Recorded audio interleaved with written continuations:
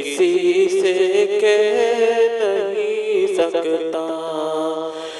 मैं अपनी बेबसी हरगिज़ किसी से कह नहीं सकता। मैं अपनी बेबसी हरगिज़ किसी से कह नहीं सकता।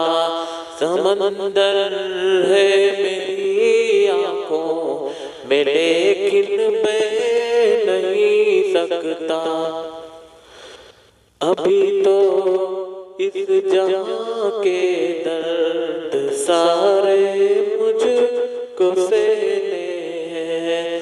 अभी तो इस जहाँ के दर्द सारे मुझको सहने हैं।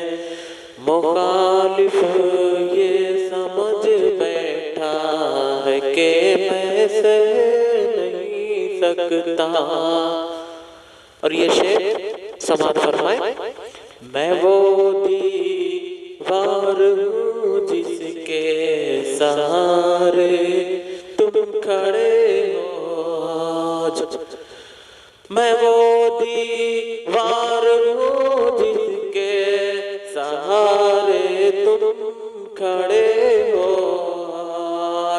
हजारों ज़लज़ले मगर मैं ढह नहीं सकता। मैं अपनी बेबसी हरगिज़ किसी से कह नहीं सकता। बहुत बहुत शुक्रिया।